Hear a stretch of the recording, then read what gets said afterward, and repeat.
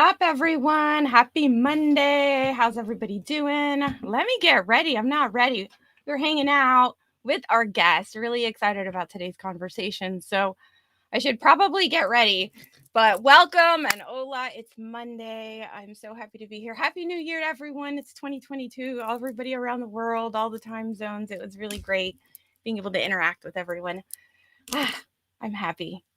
Another week, another wonderful guest to share their story of mayhem and just coming back after the holidays, ready to go and kick it off. So I'm DJ, I'm your host, visual descriptor.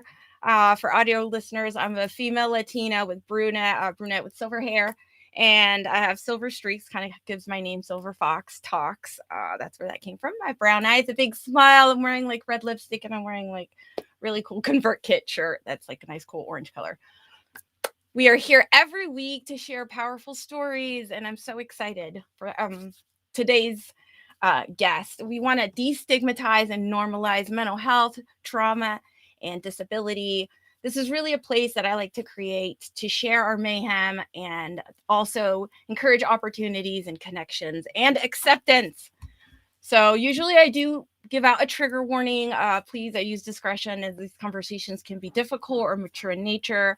These are our opinions, our experiences, and we'll try to provide some references or some resources.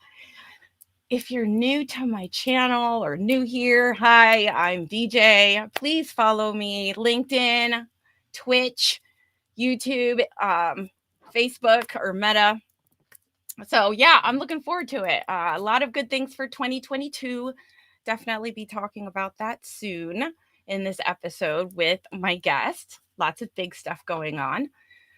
And well, I'm being powered by Restream, so I really do appreciate them. That platform is always really wonderful provider for these streams. So, all right, I guess we need to go ahead and get our wonderful guest out here. Let me see where's my guest. All right, so a lot of you know him and know that he is like such a powerhouse here on LinkedIn as a live streamer. And lately he's been so in-depth in his community and really providing aid and awareness and really just encouraging people to help one another, help a fellow friend. So I really can't wait to talk about what he's been doing as well as building his community. And he's really here to talk about social justice. So something I'm really excited to learn more about. Let me go ahead and bring out, where's Chris? Chris Hennessy. What is up, y'all? Oh, I God. had to look around to make sure that was me you were talking about. Yeah. All right. There we go. I got my thing. We're going to go with this one. Yeah. Heck yeah. I wanted to ring in the new year with you. I just feel like we have a lot in common. Yeah, absolutely. We both are kind of doing the whole remote production thing and Yeah. venturing out and trying to, you know, turn Break that stigma. into, yeah, exactly. break stigmas and break stigmas while we're doing it. Yeah. So I just knew that you were someone that I really wanted to share this first episode with. It's supposed to be season 3. I got to make a new fancy intro. But the reason I haven't is because I've been working as a freelancer, an entrepreneur, making works. And I know that's something that you are doing as well. So I know that we share that interest and that passion and really having those fair opportunities and getting in there and creating and producing for other individuals. So I see you, Andrew, over on my page, man. Good to see you. all right, let's bring in the guest. Who is that shout out to? Let's see. Oh, right here. This Andrew person. Bennett. Yep. Andrew. Hi, Andrew. I don't know you, so thanks for tuning in and checking in on Chris's page. This is Restream, baby. I know. Like, I I love being able to do that. Like, it is so cool to be able to pair your guests so they can stream to their page too and kind of show, share the love, spread the. I know. Hey, nice Tim. restream. Nice restream. Yeah. I know. Don't you just want to pull comments? I know your little finger just wants to find those comments. Yeah, I know it. I'm so used to it. I'm like trying to click and it doesn't work. I know it happens. It happens. I know. All right, let's go. What's going on? Hi, Sean. Mental health has made a matzah cause of COVID. I've never heard it mentioned so much of it lately. I hear ya. Listen, I've been doing this for 20 years plus, so this has been something I've been talking about for a long time. But I understand now. People really see like the understanding and the value behind mental health, and hopefully it's how important it is to really like take care of yourself. And especially like all the traumas that we go through, all those like really those times that really kind of just break you. Like, woof. But let's see. Oh, that was your own comment. What? Let's see. Hi, Denise. What's going on? Mine says still waiting. I know. I was kind of looking at the LinkedIn, so I understand we were having. I don't know if my technical issues. I guess I always just blame it on technical issues. I think at this point, I mean, sometimes it's like I it mean, was a technical why issue. not? It's always a technical issue, but that's just the way it goes. And I think, just like live streaming, which is kind of in the moment and you just kind of have to go with the punches that it throws at you. It's just like life. And it's Yeah, really like has that approach like, okay, what yeah, am I going to do right now? Like there is no real time to think. exactly. I mean, and it's almost reactive, and you don't want to be reactive, right? Because that's what we try so hard to, I Right, try so hard in life not to right. be like Oh, I hate reactive. being reactive.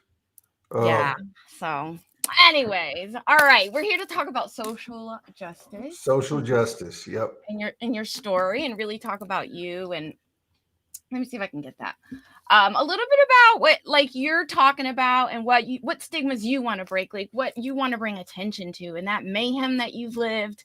And Hmm. really, how we can be a better community, how we can be a better support for each other. Even though, obviously I haven't been incarcerated and that's not an experience that I've lived, but I can truly honor your experience and, Hmm. your story and then, how we can continue to help our community, those individuals now that are in their society and have Hmm. these expectations to do this and do that, and it's like, Hmm. okay, gotta learn, gotta figure it out, right? Exactly. Yep. So just to give kind of everybody a little bit of a backstory, I made some really, Yeah. really terrible decisions in my 20s that led to more terrible decisions, that led to drug use, that led to incarceration. And I did almost 8.5 years in prison in Texas, and I was released a little over 5.5 years ago. Um, and I'll be the first to tell you, like, I've had it really easy compared to most guys getting out. I had a wonderful support system. A friend of mine owns the company I worked for, so he gave me a job pretty quick after I got out. And we had family land that I built a tiny house on, so I didn't have any problems finding housing or a job or anything like that. But I know a lot of guys that do. Yeah. And so that's kind of what has spurred me to um, kind of bring awareness to it and start posting about it. Nathan Winsenreed and I kind of got together and we were like, I feel like we really need to kind of use our voice. We both kind of posted about the struggles felons face. We need to use that um, to bring awareness to it and to kind of help break those stigmas, because there is such a stigma on people that have been to prison. And I always say it, if you watch my show, the Ending the Stigma show, you'll hear me say it every show. I say, there's not very many of us that haven't committed a felony, whether you were snorting cocaine at a party in college or had more than 4 ounces of weed or stole more than X amount or something. I mean, I'm not going to say Mhm. everybody, but there's a good portion of people that have, and a lot of us don't get caught. Why is it that the ones that get caught are the ones that are stigmatized? The ones that actually paid their debt and got punished for what they did, they're the ones that get stigmatized, not the CEO who is still doing cocaine and, you know, doing inappropriate things to his female workers. Those aren't the guys that are stigmatized. It's the ones that have paid their dues and want to do better are the Mhm. ones that are stigmatized. And it's something that just drives me absolutely nuts. Yeah, no, I can I I I almost said I can understand, but then I'm like, no, no, I No, can't. but you can empathize.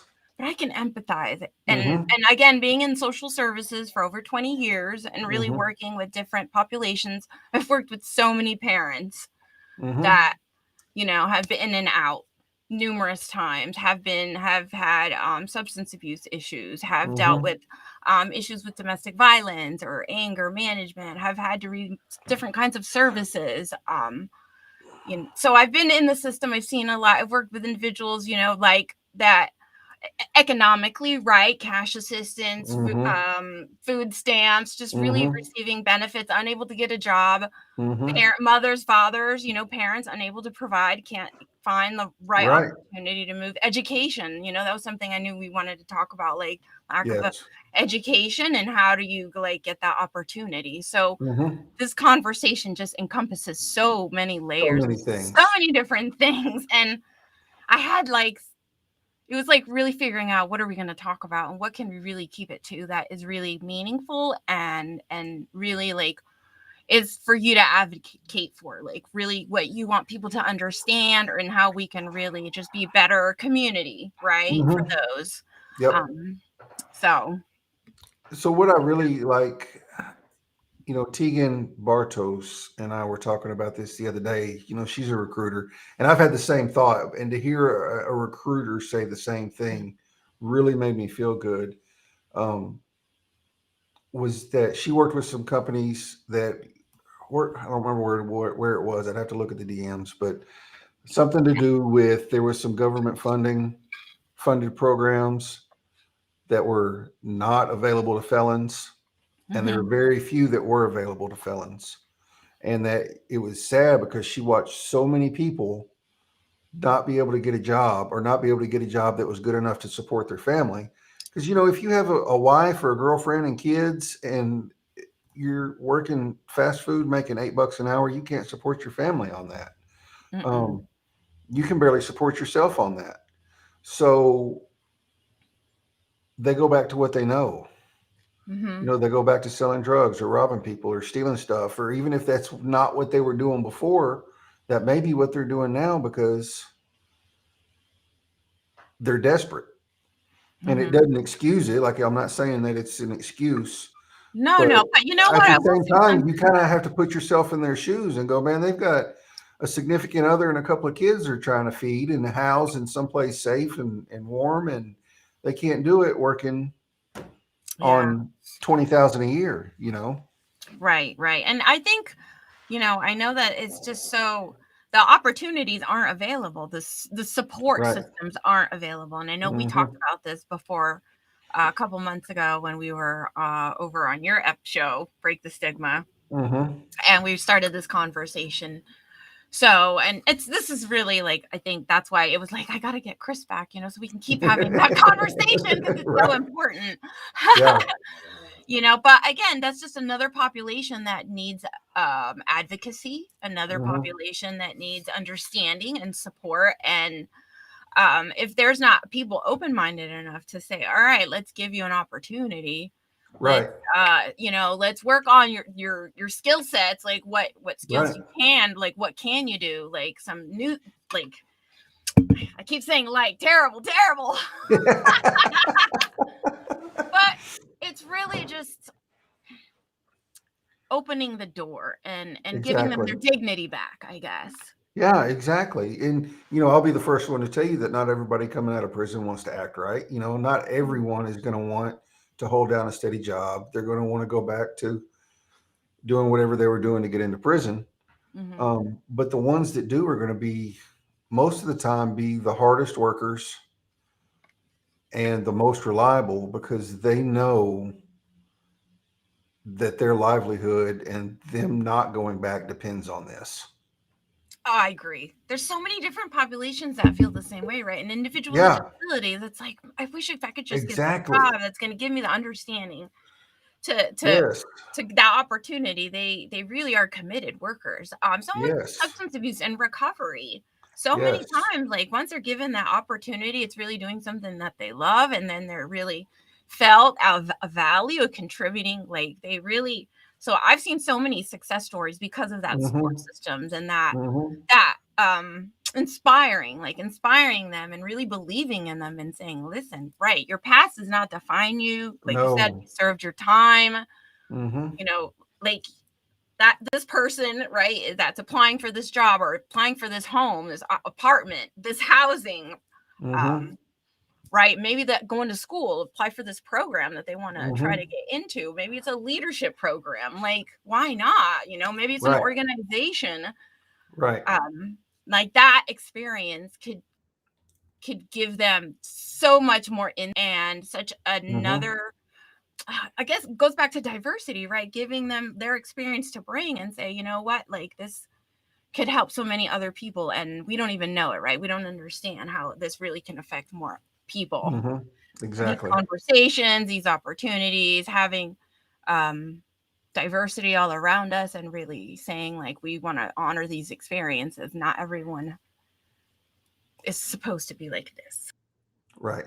Exactly.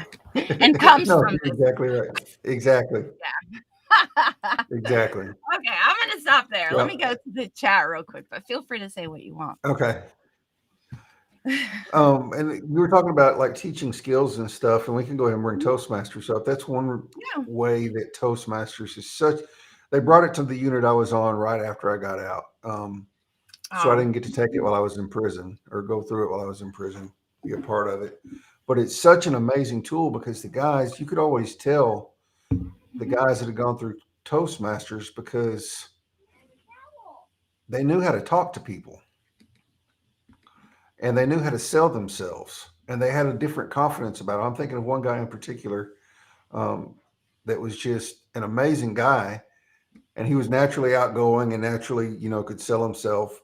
But you could tell after going through Toastmasters that he was like really had that extra boost of confidence because he knew how to talk to people. He wasn't afraid to get in a conversation one on one with anyone.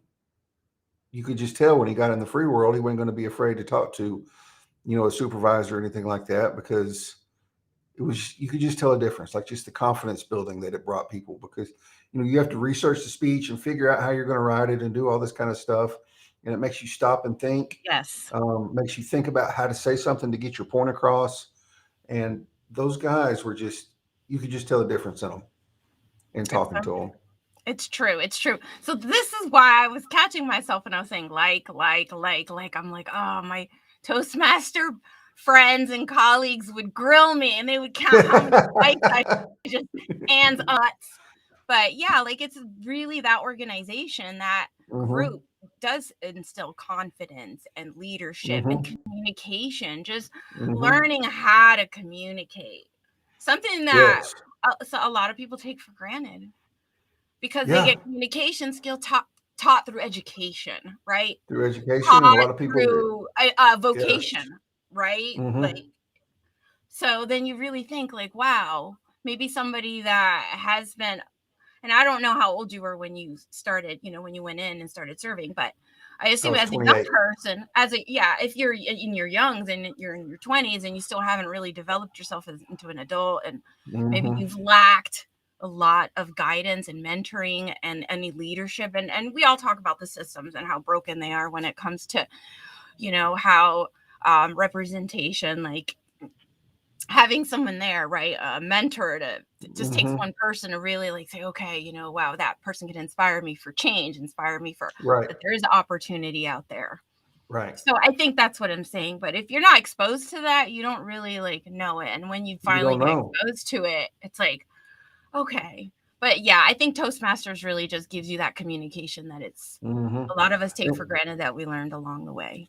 and a lot of guys that are in prison don't know how to communicate because they just weren't brought up in a way to have to need to communicate outside the streets. Mm-hmm. Um, doesn't matter what race or religious background or whatever. Like if you grow up in a way that you're getting in trouble, like if your parents were getting in trouble or you were whatever, living that life, then you don't have to know how to communicate with supervisors and managers and fellow teammates and stuff like that because you've Yeah, just I never been think. exposed to it. Yeah, and I think that when you have organizations that really do reach out to individuals in these populations to really advocate these skills, it really does make a difference. There has to be community Mm-hmm. support to these Mm-hmm. individuals. Absolutely. Yeah, I think so. I'm going to share my dad's story because I know you've heard this Okay. story. But I'm going to share the Yeah. dad's story because my dad, he didn't serve time, but he was very active as a prison Mm-hmm. minister of ministry in his church. And as a Mm-hmm. as a young kid, we would go to church all the time, and my dad would go weekly to the local jails, and sometimes he would go to the prisons around the state. So not only did he do the Mm-hmm. county ones, the local counties, he also did the prison ones statewide. So And Cool. he always loved it. He had heartfelt letters he would get from the inmates. He would read them. Yeah. He would cry. He would share them in church. He would Yeah. share his testimonial, how a difference making, bringing, the word of God to these Hmm. individuals to give them hope and inspire. And again, it's teaching them skills. Again, it's another Right. set of skills to really get through life, right? To Hmm. um with cope. Some people don't like the word cope, Hmm. but it's coping and learning Yeah. how to No, navigate you're absolutely through. right. So, but go ahead. You go ahead and share. I just, that for me, this is why this really holds a little closer to my heart, because I watched my dad do it, and I watched Yeah. how the like the inmates really were people with families, and they shared their stories and how they wanted to go home and they couldn't wait, and they were inspired to do all these things when they got out. And when they Yeah. got out, they would Hmm. still communicate with my dad, and they would still Yeah. meet up and be like, wow, you really inspired me. Like, you let me know, like, there's things that I can do, that when I get out there, I don't have to go back to the way it was, to what I was doing before. Um, so I don't know. And for you, I don't know if it runs true, like who you were running with before, and then when you get out, like finding a new support system, a new crowd, right? Totally different crowd. Great. Yeah. I don't hang with anybody that I used to. I mean, I see them occasionally, but yeah, I don't hang out with them. Because I was running with a pretty rough crowd, a bunch of meth heads, and we were doing meth head things, and none of them were good. So I just don't associate with them. But going back to the prison ministry, Yeah. um, I do that too, and that's Yep. all over my profile. Um, Yes. I actually go into the same unit where I did. I got there in 2010, 6.5 years. No, 5.5 years. 5.5 years. So I get to go back and see a lot of the guys that are still there that I was locked up with, and Yeah. I'm not the greatest at like getting up and preaching. I usually take somebody with me to preach, and I just spend some time talking to the guys and going down. They have a faith-based dorm. I go down there and hang out with them and talk to them one-on-one and pray with them or whatever. Um, Mhm. but just for them to be able to see somebody that they knew and did time with get out, have a good job, Yeah. and live a normal life is just such an inspiration to them. And it's not like I'm doing anything spectacular. It's just they get to see, it's different whenever a volunteer comes in and you hear about them being in prison, and then they get out and they're Mhm. doing good or whatever. But when you actually see somebody that was sitting in there wearing white with you, um, in the bunk right next to you or above you or whatever, come back in and doing good and survive, not just surviving, but thriving in the world. Yeah. It's just That's such an inspiration to them, really. I think that's what we need a lot more of, right? So many Hmm. people are in survival mode. Like, it's Yeah. sometimes I get sad because my posts, I'm like, they come across as so happy, and like positive, but I still know that there's so much hurt out there, and there's so much Hmm. sadness, and there's so much trauma, and like this year wasn't great for everyone. This year wasn't the best for everyone, and so I still know that, and it's still like, there's still so many things that continue to go on Right. in our lives that um we don't like always know about. Even that comment like a little bit ago, like, wow, Denise, oh goodness, Denise. Yeah. yeah, I was Denise, over she here trying didn't to know. scroll. Yes, but Yeah. so proud of you sharing your story, Hmm. and inspiring those inmates and really representing like the possibility of the hope, you know, Right. It's have possible. it is possible. Have that what you Hmm. thought wasn't possible. It's But possible. yeah, and I know community. I think we talked about that, and I always talk about that, and things that we can do to keep creating a sense of community, encouraging Hmm. others to just honor community, or that, because that always makes a difference in It someone and does. It giving them makes a the huge opportunity. difference. You Hmm. know, Yeah. I've got mandatory groups and stuff I have to go to as part of my parole, and Hmm. just a lot of the guys are just they don't have anybody. They might have a wife or might have a family or whatever, but like outside of that, they don't really have any kind of outside support, and you can just see it on their face. Versus the guys that have friends they get to hang out with and stuff like that. Because a lot of guys, they want to do right, so they've kind of pulled back from the crowd they ran with for the past 20 to Right. 30 years or whatever. But then they don't know, like there's nobody else, nowhere else for them to turn, or they don't know where to turn. And you can just see a difference in the guys that have the community versus the guys that don't. Like it's evident in the way they talk and the way they present themselves and all that kind of stuff. It's such a game changer for you to have that support and people rallying around you. Good gaming, you patting you on the butt when you do good and holding you accountable when you mess up. Yeah. Yeah. I mean, I can see faces, right, of different Mm-hmm. situations I've been in where you can just see who has support and who doesn't, Mm-hmm. and who is really feeling that, and Mm-hmm. how it changes them and how they carry themselves and how it changes the way they see themselves. Mm-hmm. And It that is does. so critical to anyone's success, to anyone's like value of their life. I mean, we haven't even touched on suicide. I don't even think I've ever talked with suicide with you. Mm-mm. You know, but I always go into those directions just because of life being so like I don't have suicide ideations, and I don't, but it is someone I dearly love, Mm-hmm. close in my family. So it's something that I always advocate for, is just not always Mm-hmm. just assuming that. So if that's an inmate or someone, coming from a person of color, coming from these like situations, going through these traumas, they need support. Yeah, They, a hundred they, percent.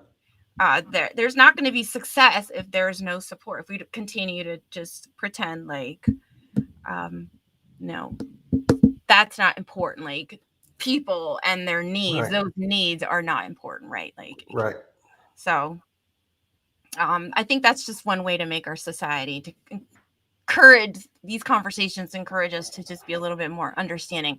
And something else we don't talk about, what about family members that have been incarcerated? Like, how many Mm-hmm. people do you, like, don't people, I think there's that sense of shame Right. associated. So, if someone's like maybe my brother, my sister, my mom, my dad, and I know you have spoken with your guests that have individuals, relatives that Mm-hmm. can have that story. I have an uncle. I don't really know him, but I know that, he had been in and out of jail. Mm-hmm. But in my immediate circle, that's not, something that I've had to be a support system to a loved one. Right. Um, but, Yeah, I can't even imagine like what my family went through because I was gone for so long, and they like it's just kind of tough to think about really because they did the time with me. I mean, they weren't actually in prison, but they did the time with me. I was yeah, a member of the family that wasn't there anymore. Um, yeah, and outside of until me, we didn't have anybody in our immediate family or circle that had been to prison. So it was just kind of an eye-opening experience um, to everyone. yeah. Martha commented again on my see what she said. I love Denise's comment. This is a I big know that's what one. I'm. Okay, Yeah, there it is. You I'll got pull it it pulled for up. you. Yeah. Okay, yeah, I was going to my LinkedIn page where I could read it. I kept trying to click on it. Hashtag remote producer, everyone, Yeah, right now. I know, right? Hashtag remote producer. I'm Everyone, not on this side of the restream very often, so this is like a crazy experience for me. oh, I know. It's all right. It's all good. It's all good. But this makes Denise so emotional today. We all have a journey. She's been on healing, so this is Hmm. great. We're both advocating. Yes, yes, yes. Journey of healing. Right. I think so. Even though I maybe personally I don't talk about healing, I know that my show really has those undertones of how I find uh, there's healing and acceptance. So I feel like it's something that I don't have to blatantly say, but absolutely. Yeah, Um, absolutely. and sort of self-mutilation. So yeah, self-harm, self-sabotage. I'm a self-sabotager, something that I've had to kind of learn. Like, wow, I would have done better had I like not self-sabotage there. And again, going to the suicide ideations and just really like kind of you never know what someone's thinking, but really just being like respectful and individuals when we talk about social justice issues and just really like being sensitive and understanding of the hardships that have been endured. Exactly. And the repression, the suppression of opportunity. I think I always, gosh, so many stories, so many conversations I've personally had with individuals that have come from and felt so much discrimination. So, you know, I mean, I have too, but this isn't about me. One story. But talking as a whole, as a society, as different vulnerable pockets of people. So Yeah. I always think Yes. community is just one of the most important things fundamentally for any. Yeah, absolutely. Absolutely. That right, self-harm. That, yeah, you know, compassion. Mm, Can you it's a, put Sean's yeah. comment up on the screen? Okay, yeah, there's so many comments, and I don't know if I've been, but I do want to say, Alexandria, thank you for your comment about a family member that Yes. committed suicide. I'm so sorry for your loss. My son's high school kids. I know. I've heard elementary school kids That now. is Like there's crazy, man. that the social workers, people that work with young children in the school systems. You know, really have never heard so much of it coming from just the youngest of children. How they Hmm. have these feelings and how they're it's part of them. Okay, I'm making my way. Thank you, Finding Cherry, for the comment. Remote producer life. Yes. It's so Yeah, fun. exactly right. I love this. Acceptance is healing. I know Yes. that was good. That was It good. really is. Can you imagine like the not having acceptance for something, and then like if I wasn't accepted by my friends or family or whatever for being a felon, how would I ever be able to heal from my past? And the same thing like with Denise, if she was not able to be accepted with, I don't even know the right word to use, a flaw, but not really a flaw, but problems, Yeah. um, then how is she ever going to be able to heal from that? So that right there is probably one of the most profound statements I've seen in a while. That to be accepted is definitely healing. Yes. I love that. Love that. Yeah. Yes. All right. Yeah. So, Sean, you are absolutely right. Sometimes jail or prison is not enough to keep someone from reoffending, and there are definitely drugs in prison. I saw it. I saw a lot of it, but there's also just as many people in prison that are not doing drugs. Um, it's not every single person in there, but it is there. And like I said earlier, I'm not going to be the one to sit here and say everybody coming out of prison wants to do right, or everybody in prison is trying to turn their life around. Um, but it really stinks to pigeonhole somebody um, based on what some of the people in prison are doing. And I don't think you were trying to pigeonhole them. I'm just kind of making a statement because that's kind of how society views it. Is there's still drugs, there's still alcohol. Yes, I drank in prison. I made hooch, and that is a rough way to catch a buzz, y'all. I do not recommend it at all. Oh, Oh my God, I side blacked out. side I'm hooch talking about only conversation time. elsewhere. Yeah, only time I've ever been blackout drunk was off that stuff. Oof, But terrible. yeah, it was terrible. And I was kind of hard headed when I first went down there, but that changed as time went on. Um, but yeah, all that stuff is still prevalent Mm-hmm. for sure. Yeah. Something I wanted to say, and I don't know if this kind of goes with this, but I just thought about it because it came up early in the conversation is, so you may go in for one thing, but then you're exposed to individuals who have done other things, and then you learn other things. And then you have like, Hmm. when you get out, it's like, oh, we can talk when I get out of here, right? Like you got like a new connection almost. So like, Hmm. I know it's like almost you build a network. I know Hmm. that sounds terrible. We're on LinkedIn, but let's be realistic. People Yeah, are no, exactly. they're connecting, they're networking. I Yeah. mean, it's the same concepts here. And that's You sad see, that is the net. No, but it's sad that that's the network that they have found that they have built because yeah, there's no other options, or there's yeah, lack of options, or there's yeah, lack of understanding of options. yeah. So, wait, real quick. I knew that. I think Mike had made a comment here. Let me go way back up, Michael. Okay, that comment about working at the credit union. Let's see. The biggest difference between someone has paid their dues and someone that hasn't been caught is the documentation. And I know he made the comment. If you're still here, I hope you're still here. Here, this one. As a former of a credit union senior leader, we are not able to hire anyone with a criminal record due to restrictions in getting that person bonded and insured. So I know we talked a little bit about federal bonding, as well as the tax credits for companies and employers that hire individuals of these populations because they get incentives. But for federal bonding, right, I don't think the credit union would probably be the ideal job. No. But it's not to say like that wouldn't be a good job for someone, right? That has No, time, exactly. right. But I understand the comment there, and I understand that they're not able to hire Yeah, absolutely, criminal 100%. You know, you don't want to put somebody with a criminal record handling thousands of dollars of money, especially if they've had any sort of theft or embezzling charge. Just like you wouldn't want to put, you know, a drug head working in a pharmacy or a sex offender working in a daycare, or, you know, you have to use some discretion there for sure. Yeah. And there should be, that's what I think, where again, you know, finding those services, people that can really help those individuals find those jobs. So this goes back to what I didn't work with the federal bonding program, but we did offer it when I worked for the state. So and that was something that we had talked about on your episode as well, is that federal bonding for those individuals that companies feel like, oh, there might be a liability if I hire this person.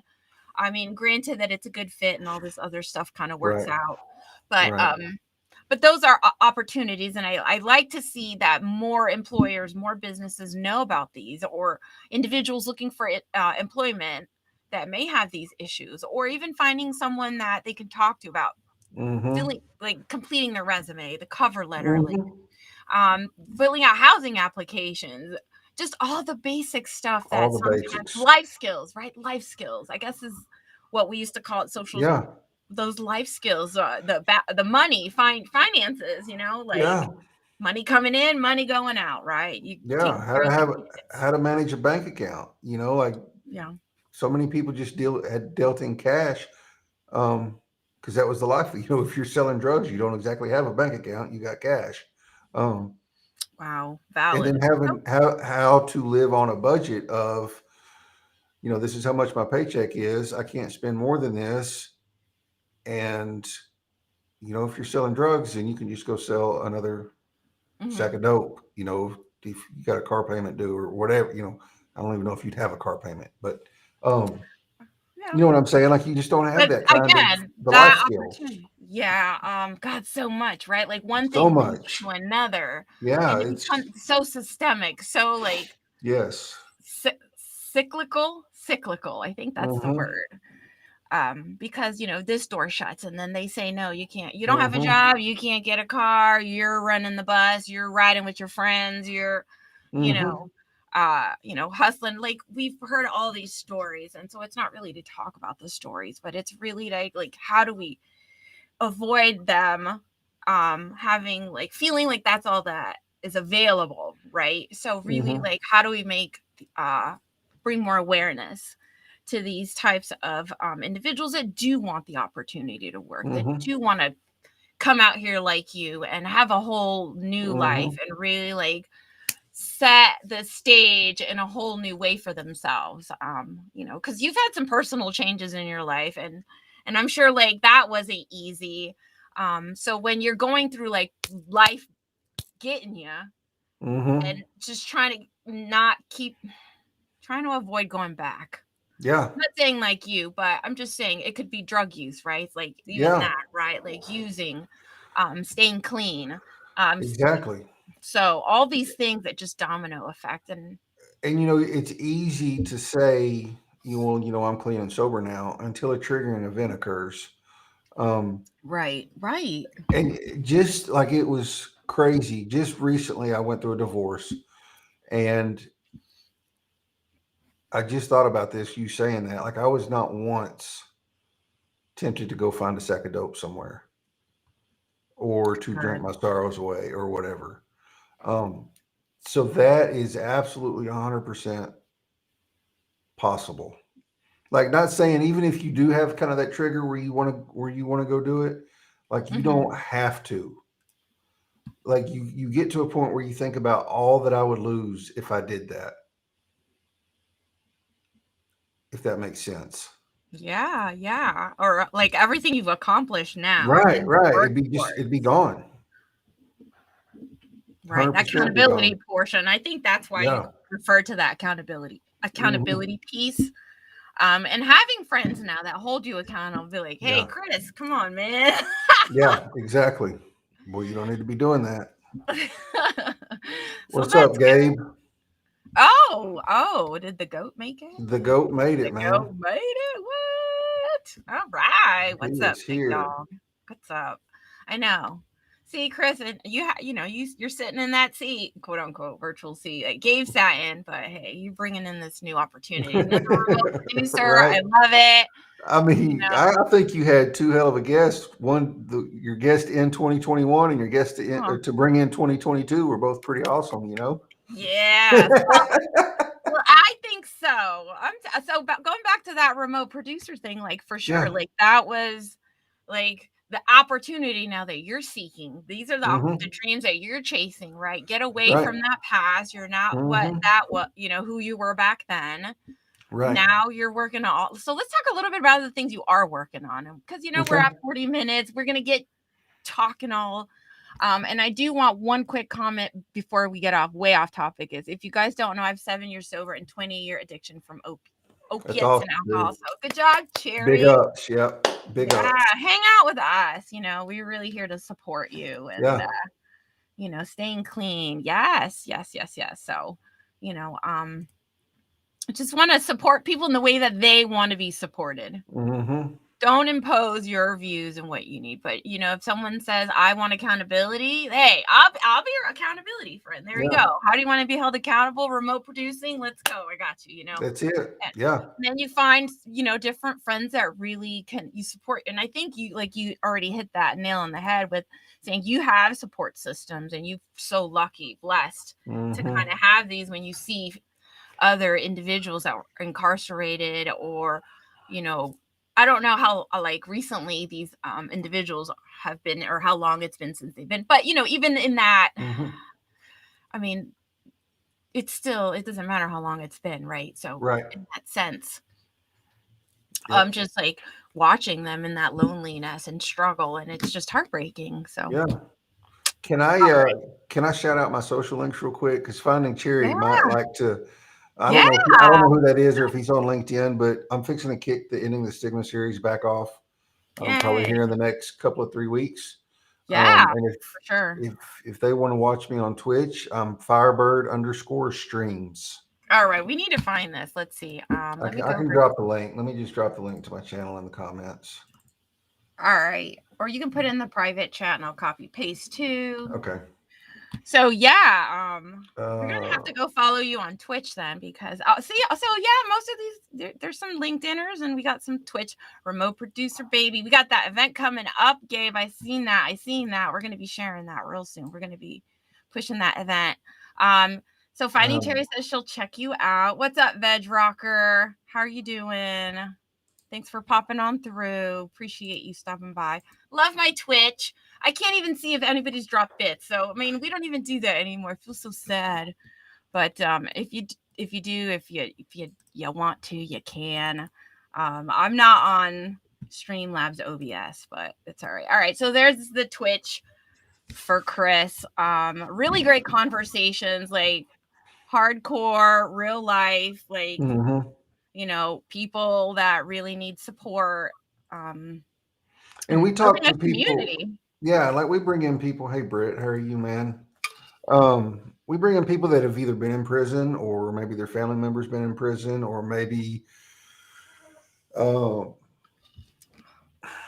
they work with an organization that helps people that have been in prison or whatever. And we kind of cover the whole wide range of perspectives on it. Hey, Maria. Good, Maria. So Yeah. we focus on ending the stigma, but we also try to bring in people that are gonna offer a little hope too. God, yeah, that's so You know, important. so it's not always Mm. just because sometimes you get to ranting about the stuff that's not fair, and that kind of turns into a gripe session. Yeah. It's No. easy to do. Like it's really easy to do. So we try to Yeah. mix it up a little bit. Resources. Let's talk Yeah, about resources. resources. Yeah. All right. So, any organizations that you really like find are a good support system for any individuals that So might have yeah. questions or may like say, oh, I might need a little more information on this kind of Mhm. like. So I'm not associated with these guys, but they are a national foundation. They're a nonprofit. They're called Prison Fellowship International. They are in every state. They go in and they do like conferences. They offer resources to the families of people that are incarcerated. They do the angel tree every year for the guys, where they tell how many kids they have, their ages, and presents show up on their doorstep. Aw. Yeah, around Helping those, Christmas. Yeah, helping like, those families, those and it individuals. shows that it comes from their dad. It doesn't come from Prison Fellowship. It comes from their dad. Um, Oh, or which mom. or mom, yeah, or mom. I was in a men's prison, so that's my default. But yeah, or mom too, yeah, because there's definitely women in prison. And that's something I would love to talk about is maybe have an inmate that's a female, and have that conversation, what it's like, as a mother, having to come back to your kids and leaving your kids. Mhm. I don't know if you have kids, so I don't. but yeah, but that's just a whole nother like component to it, right? Like, so, and I'm not saying that you can speak for those individuals, but Right. It's a whole aiding them. different. Hmm. Yeah, but really just having something like this, like an agency or an organization that really can help families and Hmm. individuals and really in a community where it's brings them hope and it inspires Exactly. them to stay on the right path, that they're Hmm. not having to do everything alone, Right. figure it out alone. Right. And they provide resources to the guys that are in prison, like reading material. They're a Christian-based company, so all the stuff they or organization, so their resources are all Christian stuff. But they do Bibles and books and pamphlets, and like I said, they do conferences and it's like a day-long conference where they go in and just teach basic stuff. It's really a cool organization. Yep. Thank you for the bits. You're saying Mackenzie said earlier whenever we were talking about that hooch was excuse me, was a topic for his show. Okay, there you go. Yeah. Well, you can have that conversation with her. It'll be Yeah, fun. exactly. All right. Right. I like this comment though. Langston makes such a good one. I was like, Oh oh, no. There was one of the guards at the first unit I was assigned to that he used to walk around saying that TDC guards were nothing but unconvicted felons.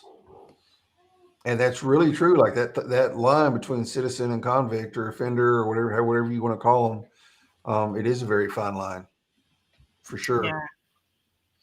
yeah. So we see that, we feel that. Yep, 100%. Yeah, no, for sure. I mean, I'm sure that there's listen, I know that there's been lots of things I've done that I didn't get caught for. So Right. There's things I've done that I didn't get caught for. right. So I only got caught with dope twice. I mean, there was a lot of times I had it. You know what I mean? it was more than twice. More than twice. Yes. All right. I've worked as a cook, a salesman, a nurse, a DJ. Hey, a DJ. A commercial radio. I plagiarized on the dating a radio sponsors. They kicked me on, tried to get you off. Oh my goodness, Sean. What a story. I mean, but yeah, like it just keeps going, huh? I don't know. You're gonna have to tell us a little more as to what was going on in that story, because there is a long story there. I can't flip the whole comment. All right, we're gonna have to come back to that. Oh yeah. Let's see. Nom nom. Okay, I see all the emotes. I there's not very many comments, but there's lots of emotes. So, all right. I just wanted to make sure I didn't miss anything. But yeah. all right. So we got your Twitch shared. I think we should. I'll do it one more time. Let's see. If anybody wants to connect with you, connect with me on LinkedIn, on Twitch, or on YouTube, I'm Yeah, but shamelessly, YouTube. I'm shamelessly plugging myself here, No, DJ. you're supposed to. I was looking for your YouTube I channel, and just put it in the chat. I just put it I in the know. private Well, chat. I knew I meant like for the post, so we're gonna have to go Oh back yeah. and I'm gonna have to find a way to put it in the post, and I'll put it in my YouTube channel and make sure we put at least the fellowship resource on there. What Mm-hmm. platform are you on, Chris? Okay. Are you on Twitter? I've seen a lot I'm of people not. talking about Twitter. No, I'm on LinkedIn, and that's it. LinkedIn, YouTube, and Twitch, and that is it. Okay, okay. That's Yep. fine. That's fine. All right, cool. I mean, I just been loving the conversation. Yeah, me Wrapping up an too. hour. You got a show coming up here in a little I bit. do. Yep. I don't want to hold you over. All right. So who's your guest? My guest is Brandy Thomas. She is a hospice nurse, Yeah. and we're going to talk about all things death, dying, and end of life care, and how Nice. that's another stigma that people don't want to talk about. And Yes. and Send her she my way. loves, yeah, and she loves to talk about it. Yeah. So she's going to be on with me here in a little bit. All right. We'll definitely be tuning in. I'll be over. You want us on your Twitch then, right? Here. You're going to go Yeah, it doesn't live. matter. Twitch or LinkedIn, it doesn't It's matter. going to I'll be an be, hour, in about an hour. yeah, it's 7 my time, so 8 your time, about 40 Yeah. minutes.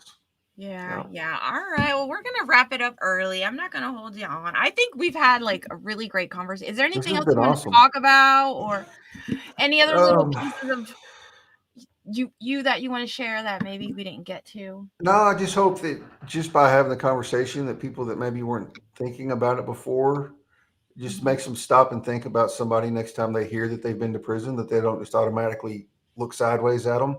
Or ask them Um, what did they do? yeah, Because or ask them that what is did they the do, because it doesn't doesn't matter. really freaking Doesn't matter. matter what they did. They did it. They did their time for it. Leave them alone. Yeah. How can I help? How about that question? Or like, Yeah, hey, what can I? yeah. You What can looking you do for to a help? job, or anything you Yeah, need, anything you need. exactly. Yeah, and even if they say no, right? But that's okay because you're asking, you're extending yourself to that Hmm. individual.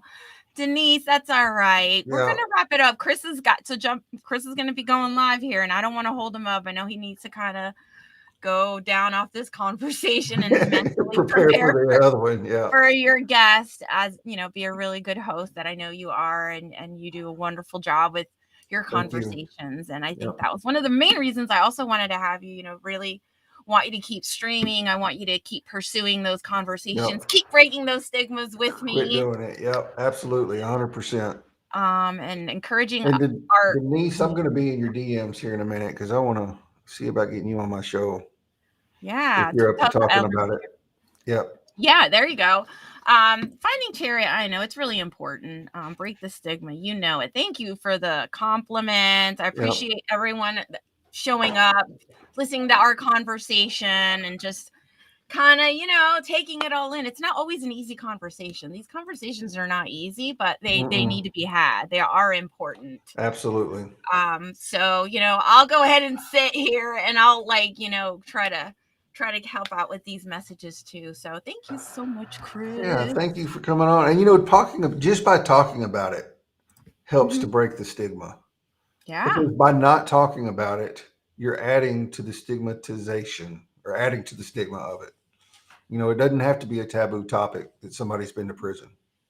Yeah. Well, even like grieving and loss and end of Yeah. life. Yeah. My mom loves geriatrics. She loves working with the elderly. She's worked in nursing home for many, many Mm-hmm. years as a nurse. So Mm-hmm. I do have a lot of that understanding of end of life. And it's not something that I was really drawn to, but it's such an interesting part of that isn't something that is not talked about because it's Right. scary, and the fear of death, and loss and Mm-hmm. grieving. So I've had an episode on grieving. I'm sure I'll have another one, but yeah, those issues and those topics are not easy to Mm-mm. just go on live for an hour and just Yeah, no, we're gonna do it. I've we got make it look easy, I think, sometimes, and it's really not. But it takes preparation and it takes a lot of heart. it does, and that was one of the things I wanted to do this season on. So I did a thing was Yeah. find a little bit, be more intentional with my guests and the topics, and find stuff that's Yeah. just maybe not always easy to talk about. Coming up in February, I'm going to have a lady on that created a dating app for people that have um, like sexual dysfunction in their life, whether it's ED or whether it's low libido or the whole range of Yeah. things, that keeps them from being able to be intimate with their partner, but they still want to date or still want to be in a relationship with someone, and how that can really affect that. Um, so we Yeah. just nailed that down today, and I thought that was a pretty cool topic. That's a great one to Because break yeah, stigma. like I've never even thought about that. I don't even know how I ended up connected to her, but I thought that would be a really cool. Yeah. And my guess is like, okay, I think I got it connected. She must already be backstage. She just sent me a DM. Oh my gosh. Someone's very excited. I'm Very excited. Yeah. very excited. All right. Well, we will hop on. Listen to you, Brandy, right? Listen to Brandy. Brandy Yep. over on your Twitch or LinkedIn. Yep. Twitch or All LinkedIn. I'll be there, and YouTube, all three places here in about 30 minutes. all right, my friends, let's get you out of here. Let me see if I can just find my little outro, right? All right. Bye everybody. Thank Bye, you. y'all. Thanks for coming.